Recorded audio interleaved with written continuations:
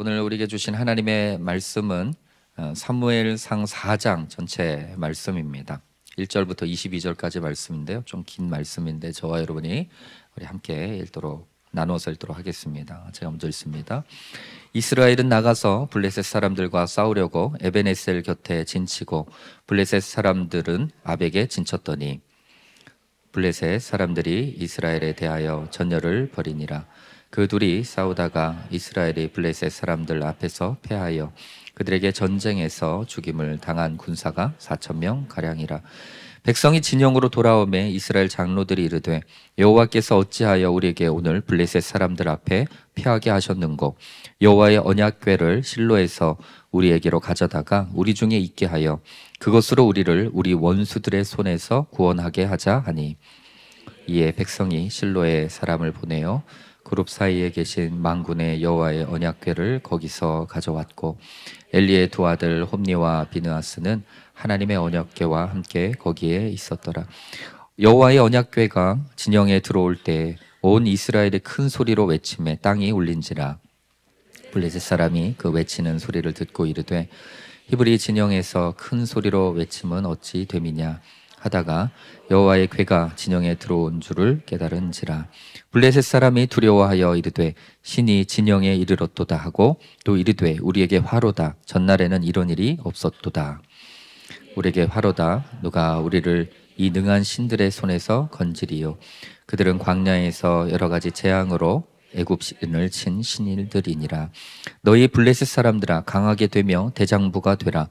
너희가 히브리 사람의 종이 되기를 그들이 너희의 종이 되었던 것 같이 되지 말고 대장부 같이 되어 싸우라 하고, 블레셋 사람들이 쳤더니 이스라엘이 패하여 각기 장막으로 도망하였고 살육이 심히 커서 이스라엘 보병에 엎드린 자가 3만 명이었으며 하나님의 궤는 빼앗겼고 엘리의 두 아들 홈니와 비느하스는 죽임을 당하였더라.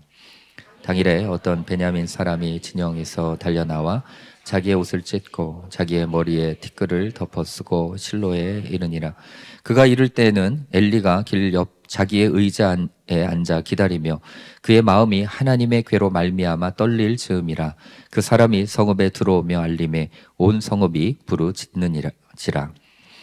엘리가 그 부르짖는 소리를 듣고 이르되 이 떠드는 소리는 어찌 됨이냐. 그 사람이 빨리 가서 엘리에게 말하니 그때에 엘리의 나이가 98세라. 그의 눈이 어두워서 보지 못하더라. 그 사람이 엘리에게 말하되 나는 진중에서 나온 자라. 내가 오늘 진중에서 도망하여 왔나이다. 엘리가 이르되 내 아들아, 일이 어떻게 되었느냐. 소식을 전하는 자가 대답하여 이르되 이스라엘이 블레셋 사람들 앞에서 도망하였고 백성 중에는 큰 살육이 있었고 당신의 두 아들 홈니와 비느하스도 죽임을 당하였고 하나님의 궤는 빼앗겼나이다. 하나님의 궤를 말할 때에 엘리가 자기 의자에서 뒤로 넘어져 문 곁에서 목이 부러져 죽었으니 나이가 많고 비대한 까닭이라. 그가 이스라엘의 사자가 된 지 40년이었더라. 그의 며느리인 비느하스의 아내가 임신하여 해산 때가 가까웠더니 하나님의 궤를 빼앗긴 것과 그의 시아버지와 남편이 죽은 소식을 듣고 갑자기 아파서 몸을 굽으려 해산하고 죽어갈 때에 곁에 서 있던 여자애들이 그에게 이르되 두려워하지 말라. 내가 아들을 낳았다 하되 그가 대답하지도 아니하며 관념하지도 아니하고 이르기를 영광이 이스라엘에서 떠났다 하고 아이 이름을 이가봇이라 하였으니 하나님의 궤가 빼앗겼고 그의 시아버지와 남편이 죽었기 때문이며. 함께 읽겠습니다. 또 이르기를 하나님의 궤를 빼앗겼으므로 영광이 이스라엘에게서 떠났다 하였더라. 아멘. 사무엘 강의 7번째 시간입니다. 오늘 4장 전체 본문으로 저희가 함께 말씀을 읽었는데 이것은 이전에 사무엘과 하나님의 사람에 의해서 예언되었던 내용들이 이제는 성취되어지고 또 이루어지는 그런 말씀의 본문입니다. 1절 하반부부터 2절 말씀을 저와 여러분이 다시 한번 읽도록 하겠습니다. 함께 읽도록 하겠습니다. 시작. 이스라엘은 나가서 블레셋 사람들과 싸우려고 에베네셀 곁에 진치고 블레셋 사람들은 아벡에 진쳤더니 블레셋 사람들이 이스라엘에 대하여 전열을 벌이니라. 그 둘이 싸우다가 이스라엘이 블레셋 사람들 앞에서 패하여 그들에게 전쟁에서 죽임을 당한 군사가 4천 명 가량이라. 이스라엘과 블레셋 전쟁 이야기가 시작이 됩니다. 사무엘상 전반적으로 계속 되어지는 전쟁의 내용은 바로 블레셋과 이스라엘 간의 싸움입니다. 두 민족 간의 배경을 좀 살펴볼 필요가 있습니다. 이스라엘 12지파가 가나안 땅에 정착을 했지만 하나님께서 약속의 땅을 다 차지하라고 말씀을 하셨고 명령했지만 다 차지할 수가 없었습니다. 따라서 이스라엘 민족은 가나안의 여러 토착민들과 또 이주민이었던 블레셋 민족과 함께 공존하면서 살 수밖에 없는 그런 구조가 되었습니다. 당시 이스라엘에 있어서 가장 큰 위협이 되었던 민족은 바로 블레셋 민족이었습니다. 블레셋 민족은 남쪽 가사에서부터 북쪽 야르콘 강에 이르는 지중해 해안 평야에 정착을 하게 됩니다. 이스라엘 백성은 주로 중앙 산지에 정착을 하게 되죠. 따라서 해안 평야에 정착했던 이 블레셋 민족과 산 기슭에 정착했던 이스라엘 백성들은요 자주 충돌했던 것이죠. 이 두 민족 간의 중요한 전쟁이 바로 이 샤론 평야, 여러분들이 샤론이라는 샤론의 꽃 예수라는 단어를 잘 알고 계시는데요. 샤론 평야가 있는 이 에브라임 산지의 경계인 이 아벡과 에벤 에셀에서 일어나게 됩니다. 그래서 블레셋이 좀 해안가에 좀 가장 좋은 그러한 지형을 차지하고 있었고 이스라엘 특별히 에브라임 지파가 이 산기슭을 자리 잡고 있었기 때문에 이 샤론 평야는 굉장히 군사적으로 또 전략적으로 요충지였기 때문에 굉장히 많은 다툼들이 일어나게 되죠. 에벤에셀은 아마 여러분들이 많이 들어본 단어일 것입니다. 히브리어로 도움의 돌이라는 뜻이죠. 그 의미가 붙여지기 전입니다. 에벤에셀이 하나님의 도움의 돌이 되어졌던 그 장은 사무엘상 7장 말씀이거든요. 그래서 사무엘이 하나님의 도우심을 경험해서 블레셋을 물리치고 난 이후에 붙여진 이름이 에벤에셀이었죠. 또한 아벡이라는 단어는 이 요새라는 블레셋의 언어의 의미입니다. 블레셋의 강력한 성이었고 요새였습니다. 이스라엘은 산악지대가 아닌 농사를 지을 수 있는 평야가 필요했는데 이 샤론 평야는 그 지역이 굉장히 비옥한 평야였습니다. 그래서 그곳을 차지하기 원한 이스라엘 백성들과 그곳을 지키기 원하는 블레셋 민족 간에 굉장히 잦은 다툼들이 일어났죠. 대부분의 전쟁은 전쟁의 전략적인 요충지를 얻기 위해서 치열한 싸움이 벌어지게 됩니다. 전략적인 요충지는 그 지역의 어떤 중요성 그리고 그 지역을 차지했을 때 얻을 수 있는 여러 가지 이점들이 있기 때문에 그 지역을 차지하기 위해서는 치열하게 전략을 짜고 전투를 벌이게 되는 것이죠. 저는 이 전쟁에 대한 전략적인 요충지를 차지게 하기 위한 이스라엘 백성들과 또 블레셋 간의 전쟁을 보면서 묵상하면서 이런 생각을 해봤어요. 우리도 마찬가지로 우리의 삶 가운데서 치열한 전쟁 가운데 있다라는 그런 묵상을 해보았습니다. 치열한 영적인 전쟁이 저와 여러분 가운데 늘 있는 것이죠. 에베소서 6장 12절 말씀에 보면 이렇게 기록하고 있습니다. 우리 함께 읽도록 하겠습니다. 시작.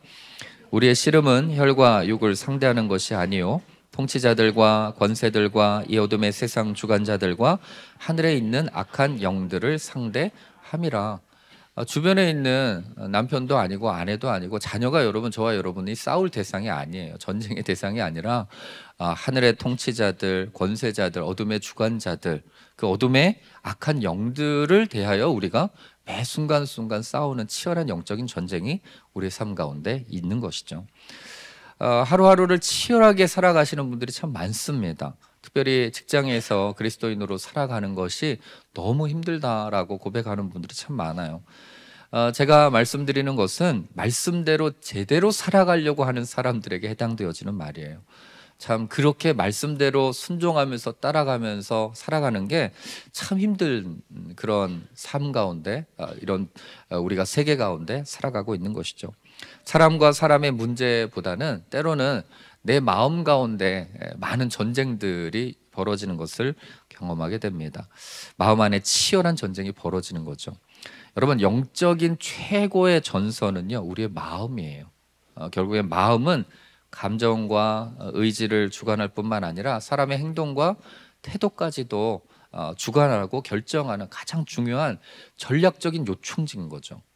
따라서 우리의 영적인 싸움의 대부분은요, 여기서 시작되어지게 됩니다. 그래서 사단 원수 마귀는요, 이 마음이라는 전략적인 요충지를 차지하기 위해서 저와 여러분에게 엄청난 유혹거리들을 하루에도 수십 건, 수백 건으로 공격을 합니다. 왜냐하면 이곳이 중요한 곳인지 그들도 알기 때문이죠.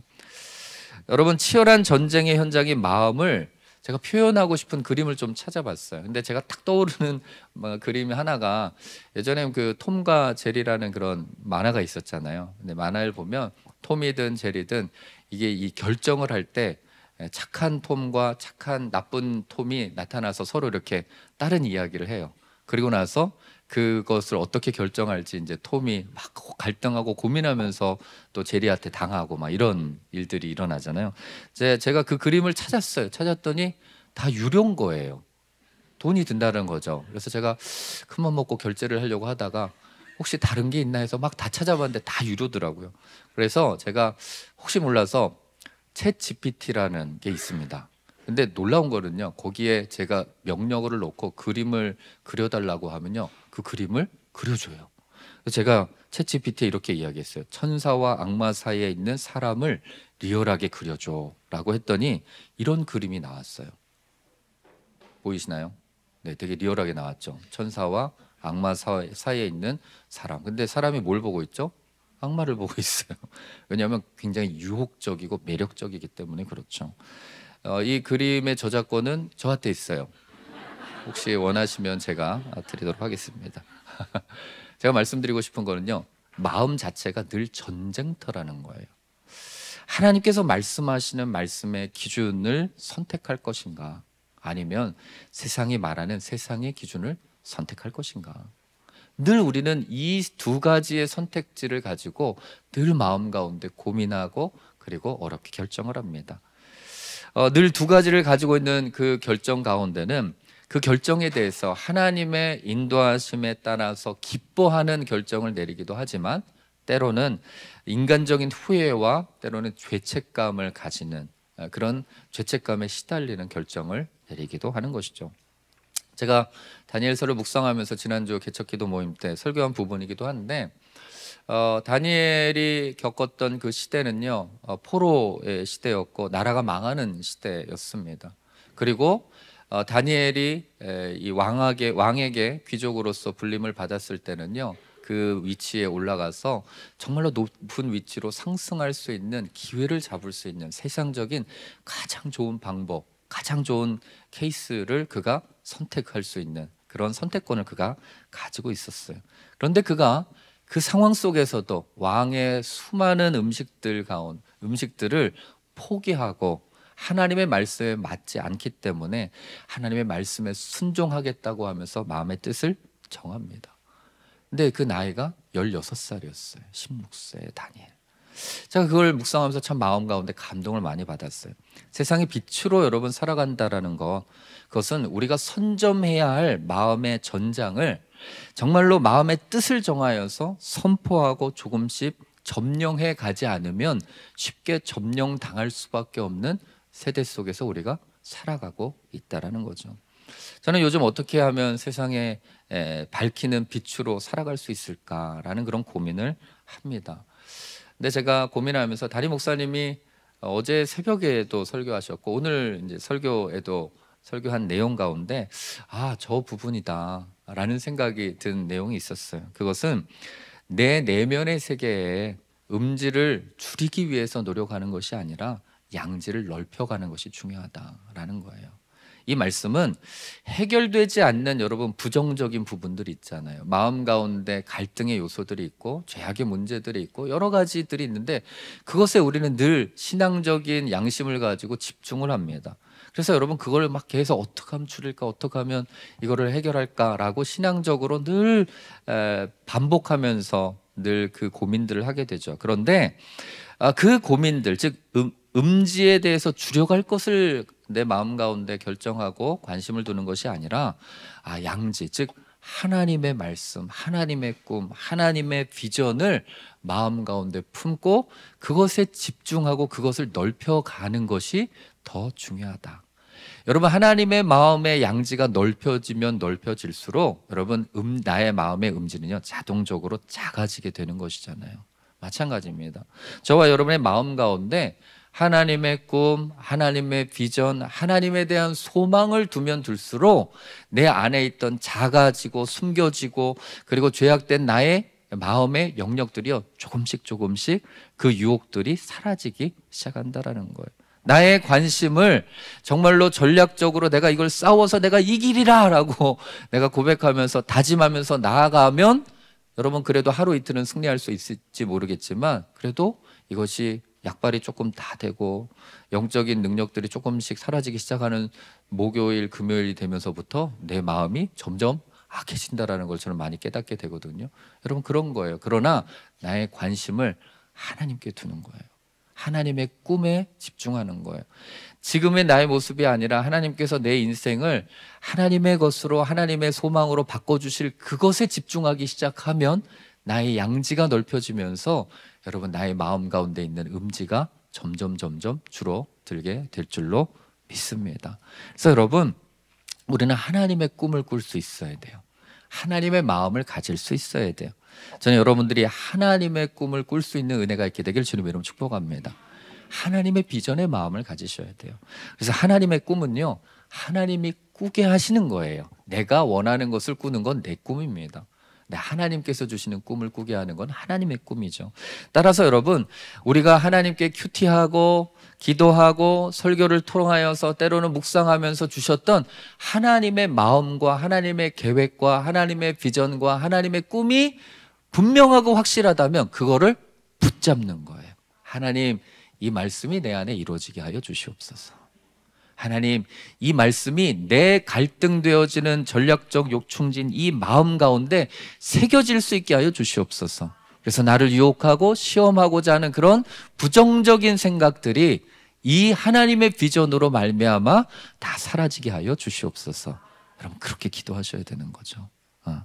그런데 여러분 이 하나님은요 하나님과 가까이 하는 사람에게 여러분 하나님의 꿈과 하나님의 비밀을 알려주신다라는 거예요. 하나님과 친밀한 사람에게. 그래서 하나님과 친밀하면 친밀할수록 하나님의 꿈을 많이 꿀 수 있는 사람입니다. 그렇기 때문에 여러분 하나님의 말씀과 기도와 하나님 묵상과 이것에 왜 우리가 집중해야 되느냐? 하나님의 뜻, 하나님의 계획을 그렇게 관심 있는 사람들에게 하나님은 보여주시기 때문에 그래요. 저는 여러분들이 하나님 앞에 가까이 가면 가까이 갈수록 하나님의 꿈, 하나님의 계획들이 여러분 마음 가운데 보여지고 들려지고 그것들이 마음 가운데 새겨지는 은혜가 있게 되길 주님 이름 축복합니다. 그러기 위해서 우리 하나님을 친밀해지는 거죠. 내 목적과 나의 개인적인 만족을 위해서가 아니라 그분이 원하시는 게 과연 뭘까? 그분이 내 인생을 통하여서 나의 가정을 통하여서 이루길 원하시는 것은 무엇일까에 대해서 같이 하나님과 꿈을 공유하기 시작하면 그때부터 우리의 마음의 전쟁터가 하나님의 비전과 꿈으로 온전하게 채워질 줄로 믿습니다. 그럼 어둠의 생각들이 떠나가기 시작하는 거예요. 하나님의 비전의 빛이 내 마음 가운데 임하기 때문에. 할렐루야. 저는 여러분의 인생 가운데 양지의 영역이 여러분의 삶 가운데 날마다 더 넓어지는 놀라운 은혜가 있게 되길 주님 이름 축복합니다. 그러면 우리는 전쟁 가운데서 승리할 수 있는 거예요. 이게 영적인 비밀인 것이죠. 3절과 4절 말씀을 함께 읽도록 하겠습니다. 함께 읽겠습니다. 시작. 백성이 진영으로 돌아오매 이스라엘 장로들이 이르되 여호와께서 어찌하여 우리에게 오늘 블레셋 사람들 앞에 패하게 하셨는고 여호와의 언약궤를 실로에서 우리에게로 가져다가 우리 중에 있게 하여 그것으로 우리를 우리 원수들의 손에서 구원하게 하자 하니 이에 백성이 실로에 사람을 보내어 그룹 사이에 계신 망군의 여호와의 언약궤를 거기서 가져왔고 엘리의 두 아들 홈니와 비느하스는 하나님의 언약궤와 함께 거기에 있었더라. 그러나 우리의 마음의 전장이 하나님의 꿈이 아니라 세상적인 근심과 걱정으로 말미암아 패배를 한번 경험하기 시작하잖아요. 그러면 사람의 마음이 조급해집니다. 정신을 차릴 수가 없는 것이죠. 그래서 영적인 분별력들을 잃어버리기 시작해요. 무엇이 옳고 무엇이 그른지를 자꾸 그 분별력을 놓침으로 말미암아 자꾸 그릇된 행동과 그릇된 선택들을 할 수밖에 없는 것이죠. 원래 여러분, 그들이 패배를 경험했다면 무엇이 잘못되었는지를 하나님 앞에 나아가서 기도를 해야 되는 것이죠. 그리고 하나님께서 말씀하시는 회개와 그리고 예배의 회복을 말씀하셨다면 그것을 회복하고 하나님과 함께 나아가는 것, 그것이 이스라엘 백성들에게 주어진 몫임에도 불구하고 그들이 그렇게 하지 않았다라는 거예요. 다른 방법을 찾았다라는 것입니다. 여러분, 우리의 마음 가운데 패배감으로 여러분 가득 차기 시작하고 죄악이 물밀듯이 밀고 들어오면 우리 마음 가운데 분별력을 잃어버려요. 무엇이 옳은지를 잘 몰라요. 그래서 자꾸 다른 나쁜 선택들을 하게 되어 있습니다. 하나님이 아닌 다른 방법, 나만의 방법들을 찾게 되는 것이죠. 그들이 패배하고 나서 무엇을 합니까? 하나님을 원망합니다. 하나님 왜 이렇게 우리에게 패배를 주시느냐. 그러면서 여호와의 궤를 그들이 찾게 되죠. 그리고 그들은 이렇게 말합니다. 그것으로 우리를 우리 원수들의 손에서 구원하게 하자라고 그들이 결정합니다. 그들은 심하게 착각하고 있는 게 있었어요. 그들은 언약궤를 마치 구원을 주는 성공의 도구로 그들이 생각하고 있었다라는 거예요. 물론 여러분, 언약궤는 하나님의 임재의 상징이었어요. 출애굽 당시 여러분, 하나님의 궤가 앞으로 나아가면 승리는 보장되어 있었던 것이었어요. 그렇기 때문에 하나님의 임재, 하나님의 언약궤, 하나님의 승리, 여러분 이것은 같이 이루어지는 하나님의 거룩한 역사 가운데 하나였어요. 그러나 지금 그들이 생각하는 하나님의 언약궤는 이미 하나님의 임재와 영광이 떠나가 버린 그냥 하나의 구조물밖에 되지 않는 것이었지만 그들은 그럼에도 불구하고 그것을 하나님의 임재, 승리의 도구로 사용하고 있었다라는 것이죠. 그들이 잘못 또 생각하고 있는 것은 하나님의 임재 자체, 하나님의 영광 자체가 자신들이 원하면 언제든지 원하는 시간과 장소와 때에 나타나야 한다라고 생각하는 것이었어요. 여러분, 하나님의 임재, 하나님의 거룩하신 영광, 승리는요, 우리 마음대로 조정할 수 있는 게 아니에요.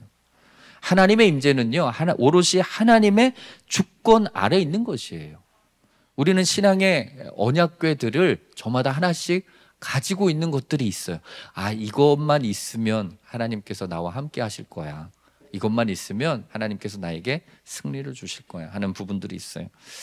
저는 어떤 분들 생각해 보면 성경책을 굉장히 귀하게 생각하시는 분들이 계세요. 그러니까 그 귀한 말씀에 대한 귀한 것 말고 그냥 성경책 자체를 되게 존귀하게 생각하시는 분들이 계세요. 그래서 어떤 분들은 그것을 차 뒤편에다가 꼭 올려놓고 사고가 나지 않을 거라고 생각하시는 분들 가운데 제가 지나가면서 사고 난 차들 많이 보고 있거든요. 그래서 성경책을 함부로 하지 못하고 그래서 저도 굉장히 지방에서 교회를 다녔을 때 굉장히 율법적인 교회, 되게 클래식한 교회를 다녔었거든요. 그래서 성경책을 함부로 대하지 못하는, 그래서 성경책 베고 잤다가 되게 맞은 적이 있어요, 제가. 그런 만큼 그 성경책에 대한 그런 어떤 영적인 권위를 인정하고 말씀에 대한 것보다는 자체를 인정하고자 하는 그런 것들이 있죠. 또 어떤 분들은 십자가에 대한 굉장히 그런 영적인 권위가 그 가운데 있다라고 생각하는 그런 분들도 계세요. 그래서 처음 일요일 교회 오신 분들은 왜 십자가가 없지 하시는 분들도 계시거든요. 근데 제가 예전에 오늘의 교회에 있을 때 오늘의 교회도 십자가가 없어요. 근데 어느 부활절 때 제가 예배에서 이제 전도사로 섬기고 있었을 때인데 막 집사님한테 전화가 오고 난리가 난 거예요. 그래서 빨리 와 시영아 그래가지고 막 뛰어갔더니 그 전날 토요일 날까지만 해도 없었던 본당에 십자가가 있는 거예요. 놀랍게도. 그리고 십자가가 그 본당뿐만 아니라 모든 부속실에 다 십자가가 있는 거예요. 그래서 이게 무슨 일인가 하고 다 일단은 막 급하게 치우고 막 돌아다니면서 치우고 다 했는데 나중에 알고 보니까 CCTV를 돌려놨더니 저희들은 이제 십자가당 사건이라고 이야기를 하는데 십자가를 너무나 소중하게 생각했던 분들이, 몇몇 분들이 막 그 밤에 십자가를요, 부활절 직전에 그걸 다 놓고 간 거예요. 다 놓고 간 거예요. 그럼 십자가가 있어야지만이 하나님께서 임재하십니까? 아니에요. 십자가가 있음에도 불구하고 하나님의 임재가 없이 여러분 흩어지는 교회들이, 문을 닫는 교회들이 얼마나 많은지 몰라요. 그게 여러분 언약궤와 같은 능력의 상징은 아닙니다. 십자가는 예수 그리스도께서 우리의 죄를 위해서 달려 돌아가신 하나의 상징적인 존재죠. 그죠? 뿐만 아니라 때로는 어떤 분들은 신앙에 대한 연차에 대해서 직분을 가지고 하나님, 내가 이 정도까지 했는데 하나님 임재해 주시지 않으면 어떡합니까? 하나님 압박하시는 분들도 계세요. 어떤 분들은 신앙의 집안이 4대째, 5대째라는 기독교 집안을 무기로 삼고 하시는 분들도 계십니다. 죄송하지만 여러분, 이런 분들은요, 하나님의 임재, 이런 것들, 여러분들이 무기로 삼고 있는 것들 가운데 하나는요, 하나님의 임재와 아무런 상관이 없는 거예요. 여러분, 이 말씀을 보면 전쟁에서 승리하는 절대적인 요소가 하나님의 임재라고 그들은 생각할 수 있겠지만, 단순히 평지를 차지하고 잘 먹고 잘 살겠다고 하는 이스라엘의 승리에 대해서 하나님 별로 관심이 없는 거예요.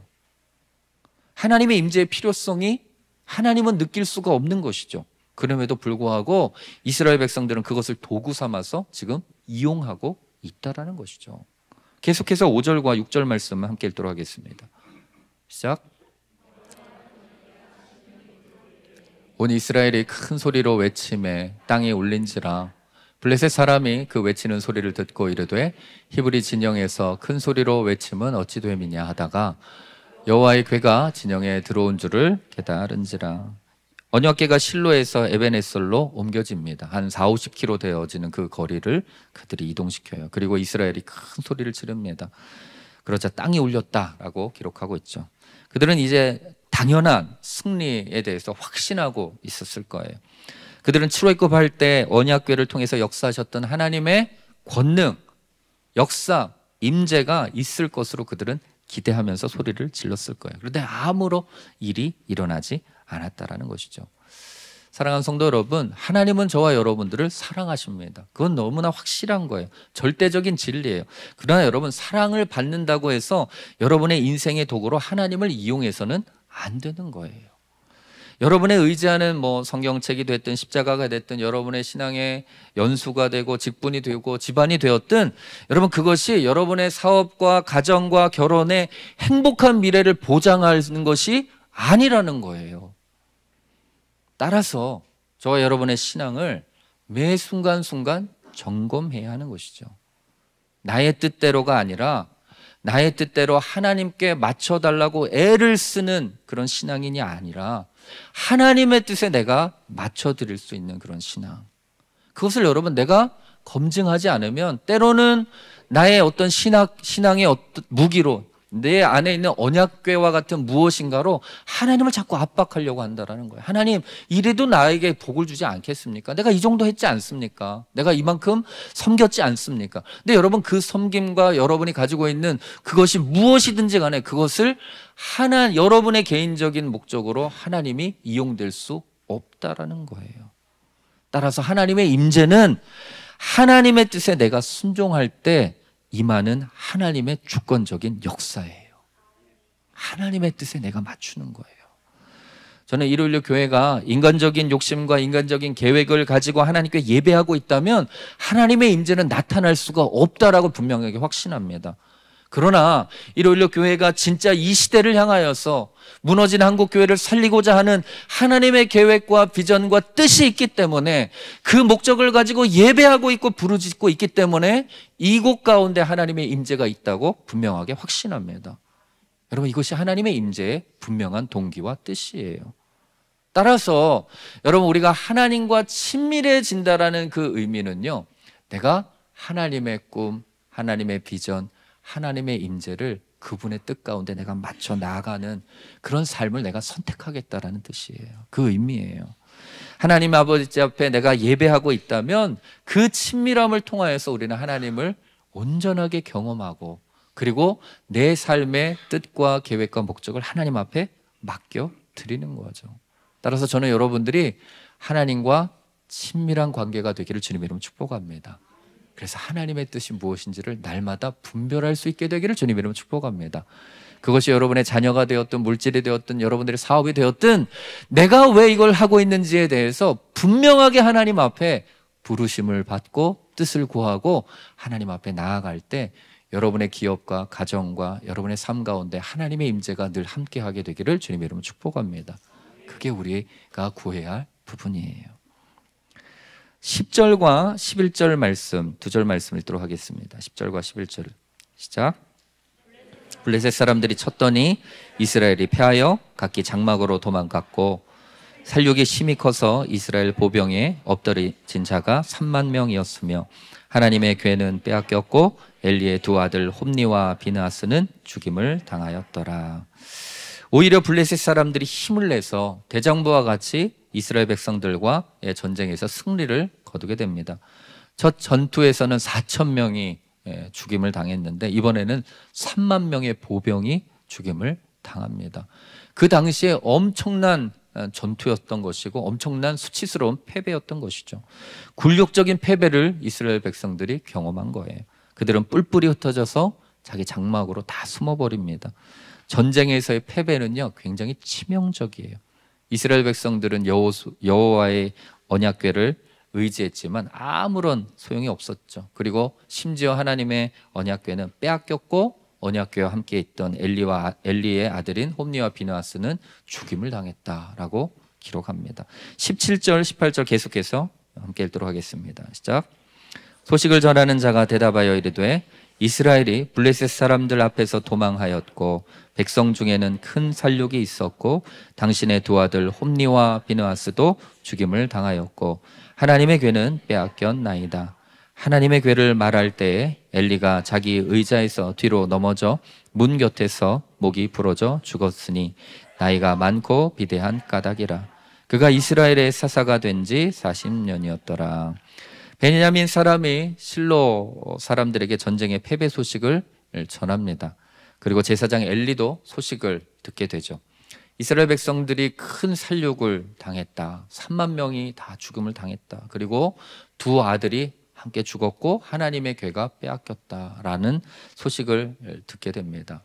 하나님의 괴가 빼앗겼다라는 소식을 듣는 순간 의자가 뒤로 넘어져서 목이 부러져 죽는, 이게 참 이해가 안 되는 부분이죠. 그죠? 의자가 앞으로 넘어지는 것도 아니고 뒤로 넘어져서 목이 부러져 죽는 정말 비참한 죽음을 그가 맞이하게 되는 것이죠. 그리고 나서 19절부터 22절까지 말씀을 함께 읽도록 하겠습니다. 시작. 그의 며느리인 비느하스의 아내가 임신하여 해산 때가 가까웠더니 하나님의 괴를 빼앗긴 것과 그의 시아버지와 남편이 죽은 소식을 듣고 갑자기 아파서 몸을 굽으려 해산하고 죽어갈 때 곁에 서 있던 여인들이 그에게 이르되 두려워하지 말라, 내가 아들을 낳았다 하되 그가 대답하지도 아니하며 관념하지도 아니하고 이르기를 영광이 이스라엘에서 떠났다 하고 아이 이름을 이가봇이라 하였으니 하나님의 괴가 빼앗겼고 그의 시아버지와 남편이 죽었기 때문이며 또 이르기를 하나님의 괴를 빼앗겼으므로 영광이 이스라엘에서 떠났다 하였더라. 엘리 제사장의 며느리 비느하스의 아내가 해산하면서 이 소식을 접하게 됩니다. 이가봇, 즉 영광이 이스라엘에서 떠났다라는 아들의 이름을 남긴 채 죽음을 맞이하게 되죠. 엘리 제사장의 가문이 몰락하는 순간이 지금 본문을 통해서 이루어지게 됩니다. 11절부터 지금 읽은 22절까지 말씀은 하나님의 예언의 말씀이 그대로 이루어진 말씀의 성취의 사건이에요. 하나님의 사람을 통하여 또 사무엘을 통하여서 엘리는 세 가지를 이야기를 듣습니다. 첫 번째, 처소에서 환난을 보게 될 것이다. 다시 말하면 그가 앉는 그 집에서 전쟁의 패배의 소식을 그가 듣게 되죠. 또한 두 번째, 집에 영원토록 노인이 없을 것이다. 그가 죽게 되고 아들 홈니와 비느하스가 죽게 되면서 노인이 없는, 젊을 때 모든 사람들이 다 죽게 되어지는 것을 그가 경험하게 되죠. 또한 셋째, 출산되는 모든 자가 젊어서 죽을 것이다. 이 예언은 솔로몬과 다윗의 때의 이 예언들이 함께 성취가 됩니다. 젊어서 다 죽게 돼요. 또한 마지막으로 넷째는 홈리와 비느하스가 한 날에 죽을 것인데 그 일이 당할 포징이 될 것이다 라고 말씀해 주십니다. 그리고 그 말씀들이 다 하나도 빠짐없이 다 이루어지게 됐죠. 저는 이 말씀을 보면서 하나님의 말씀은 절대 땅에 떨어질 것이 아무것도 없이 다 이루어지는 거구나라는 것을 다시 한번 깨닫게 됩니다. 뿐만 아니라 이 사건을 통하여서 우리가 두 가지를 좀 생각해 볼 필요가 있어요. 첫 번째는 영적인 지도자들의 타락이 가져온 엄청난 영향력이에요. 영향력. 홈리와 비느하스의 타락에서부터 출발하게 된 것이죠. 이스라엘 백성들의 타락에 대한 내용은 나오지는 않습니다. 솔직히 사무엘상에서의 출발점을 보면, 물론 이전에 사사기로부터 시작된 역사들을 보면 끊임없이 하나님에 대한 배신과 우상 숭배의 역사가 있었겠죠. 그러나 제사장의 타락에 대한 내용들은 있지 않았지만 사무엘상에 들어와서 제사장들, 영적인 리더들의 타락상을 보여주면서 이 이스라엘이 패배하는 장면으로 연결하게 되죠. 영적인 지도자들, 즉 하나님의 임재의 상징이었던 하나님의 언약궤를 이 홈리와 비느하스가 무용지물로 만들어 버리는 엄청난 영향력을, 죄악의 영향력을 우리 가운데 보여주고 있는 거예요.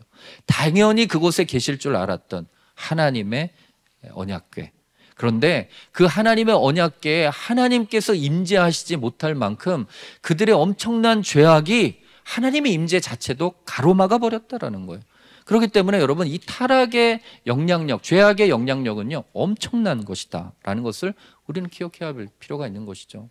따라서 우리가 더 분명히 알아야 할 것은, 영적인 리더가 하나님 앞에서 순수하지 못하고 거룩하지 못할 때 하나님께서는 분명하게 심판하신다라는 것을 우리가 다시 한번 깨닫게 됩니다. 그 자신과 집안뿐만 아니라 한 민족 자체를 심판하시는 그런 하나님의 역사를 우리는 보게 되는 것이죠.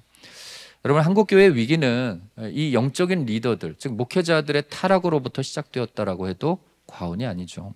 하나님 앞에서 살아가야 할 목회자들이 마치 하나님이 없는 것처럼 성적인 부도덕을 일삼고 물질적인 부를 축적하고 권력에 대한 집착을 하기 시작한 것입니다. 홈리와 비느하스와 별로 다를 바가 없는 것이죠. 또한 그것을 교회에서 눈감아 주면서 자신의 자리를 지키려고 하는 그런 비호 세력들, 이 모든 것들이 한국교회의 타락을 가져온 것이죠. 이것이 여러분, 한국교회의 타락뿐만 아니라 이 나라의 민족이 가야 할 방향들을 잃어버리게 하는 그런 엄청난 영향력들을 끼치게 된 것이고, 뿐만 아니라 이것을 통하여서 영적인 권위들이 교회에서 사라지고 교회에 대한 신뢰가 무너지기 시작하고 한국교회의 쇠퇴가 이 순간부터 찾아오기 시작했다라는 것이죠. 여러분, 이 시대의 홈리와 비느하스는 계속해서 여러 곳에서 여전히 잠재되어 있어요. 계속해서 그 모습은 숨겨져 있지만 계속 드러날 거예요. 한국교회는 미래가 없는 것처럼 보입니다. 그런데 여러분, 오늘 말씀을 통해서 두 번째 생각해 볼 것에서 우리는 희망을 찾아야 할 필요가 있어요.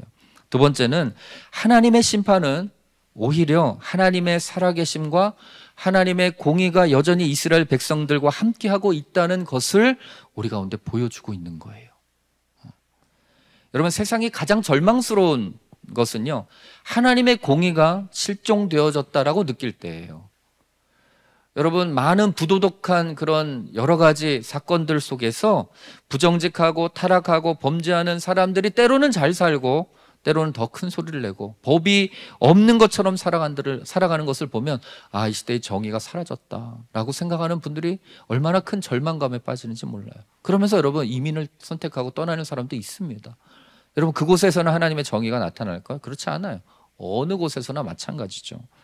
세상에 들려오는 여러 가지 소식들은 하나님의 공의가 보이지 않는 것처럼 보이지만, 그러나 하나님은 여전히 살아계시기 때문에 악인들에 대한 심판은 분명하게 이루어진다라는 것을 오늘 본문이 말하고 있는 거예요.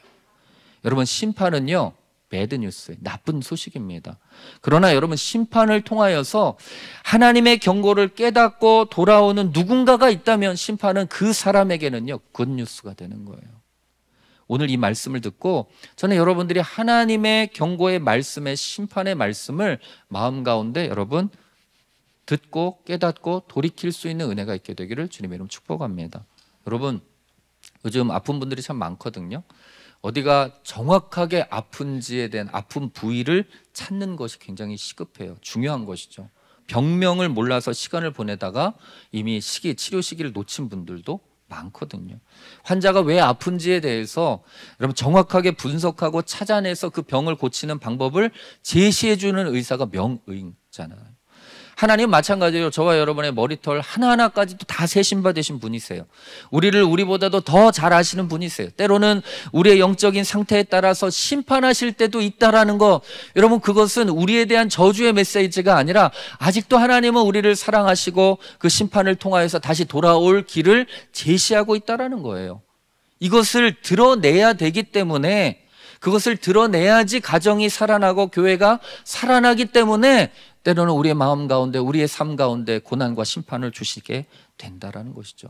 그냥 두면 괜찮아 보이는 것 같지만 그 영혼은 죽어가는 것이 안타깝기 때문에 하나님은 그 심판의 방법을 우리 가운데 사용하실 때가 있다라는 거예요. 비록 여러분 세상은 악하지만, 영적인 리더십들은 타락하고 이 세상에 희망과 갈 곳이 없어 보이지만, 때로는 하나님은 그 죄악을 드러내심으로 말미암아 하나님은 여전히 살아계시다고, 그 심판을 통하여서 그 사람에게도 기회를 주지만 그렇게 살아가는 것이 잘못되었다라고 말씀하시는 것도 하나님의 공이다라는 것을 깨닫게 해 주신다라는 거예요. 여러분, 엘리와 그의 아들들에게 하나님은 심판을 하지 않고 기회를 주시지 않는 분이었을까요? 아니에요. 기회를 분명히 주셨어요. 오랜 기간 동안 참아오신 거예요. 그럼에도 불구하고 그들이 돌이키지 않았을 때, 여러분 그들의 죄악을 통하여서 한 민족과 가정과 가문이 다 심판을 받게 된 것이죠. 하나님을 기회를 주지 않고 심판하는 분이라고 여러분 착각하지 마십시오. 우리의 인생에 정말로 많은 기회들을 이미 우리 가운데 주신 분이세요. 오늘 말씀을 통하여서도 다시 회개하고 돌이키라고, 여러분의 마음의 영역들을 하나님의 것으로 채우라고, 심판의 길을 걸어가지 말라고 하나님께서 말씀하고 계시잖아요. 마음을 아직 정하지 못한 채 방황하는 분들이 있다면 그럼 바로 오늘이에요. 오늘 치열한 정쟁터에서 하나님께로 마음과 뜻을 정하라고 오늘도 말씀하고 계시는 거예요. 여러분, 하나님의 말씀을 따르고 하나님의 뜻을 따르고 하나님의 꿈을 꾸겠다라고 이런 말씀의 마음으로 뜻을 정하십시오. 그동안 여러분들이 의지했던 것들, 내가 이 정도 살고 이 정도 신앙생활 했으면 하나님 나에게 기름 부어주시겠다라고 말씀하는 그 모든 것들을 다 내려놓으십시오. 하나님의 임재가 보장되었다라고 생각했던 여러분 그 모든 것들을 여러분 하나님 앞에 다 놓으십시오. 하나님의 임재는 겸손한 자에게 주신 하나님의 은혜예요. 겸손해져야 돼요. 하나님 앞에 다 낮추셔야 돼요. 또한 그것들이 여러분의 신앙을 증명하지 못할 뿐만 아니라 여러분들이 의지하는 그것이 진짜가 아닌 가짜일 때가 참 많은 것이죠. 진짜 중요한 것은 하나님의 임재가 이 순간 저와 여러분 가운데 느껴지느냐에 대한 거예요. 임재가 없는 믿음, 임재가 없는 사역, 하나님의 임재가 없는 말씀, 임재가 없는 교회는 모든 것이 다 가짜예요. 다 헛된 거예요. 언젠가는 그것 때문에 우리는 망할 거예요. 저는 여러분들이 진짜 그 임재 가운데 거하는 하나님을 경험하고 그 하나님 앞에 겸손하게 무릎 꿇을 수 있는 거룩한 하나님의 백성들이 되기를 주님의 이름으로 축복합니다. 여러분이 살아야지 여러분의 가문이 사는 거예요. 여러분이 살아야지만이 여러분의 일터가 살아날 수 있는 거예요. 여러분이 한국 교회의 미래예요. 그것이 여러분 우리 가운데 주신 하나님의 책임감이요, 깊은 하나님의 비전과 하나님의 꿈이에요. 여러분이 마지막 보루예요. 하나님은 왜 이 시대에 일요일로 교회를 세워주셨는가? 하나님의 임재가 충만한 교회가 어떤 교회인지를 하나님은 보여주고 싶으신 거예요. 하나님은 왜 동탄 땅 가운데 11203 교회를 세우는가? 그곳 가운데 하나님의 임재가 왜 임하는지를 하나님 보여주고 싶은 거예요. 우리만 잘 사는 교회가 아니라 하나님의 꿈, 하나님의 비전을 향하여서 나아가는 그 교회가 어떤 하나님의 은혜를 경험하는지를 하나님은 보여주고 싶은 거예요. 전 여러분이 이 꿈과 비전을 마음 가운데 품게 되기를 주님의 이름으로 축복합니다. 여러분의 인생을 향하여서, 여러분의 뜻을 향하여서 하나님의 임재를 여러분의 마음대로 사용하려고 했던 여러분의 교만함들을 내려놓고 하나님의 말씀 가운데, 하나님의 뜻 가운데, 하나님의 비전 가운데 여러분의 마음의 전장터를 채워가며 주님 앞으로 나아갈 때 하나님께서 여러분의 인생 가운데 영적인 승리를 맛보게 하게 하실 줄로 믿습니다. 하나님의 임재를 통하여서 하나님의 뜻과 꿈을 깨닫게 하실 줄로 믿습니다. 그 은혜의 삶을 살아갈 수 있는 저와 여러분이 되기를 주님의 이름으로 축복합니다. 기도하겠습니다.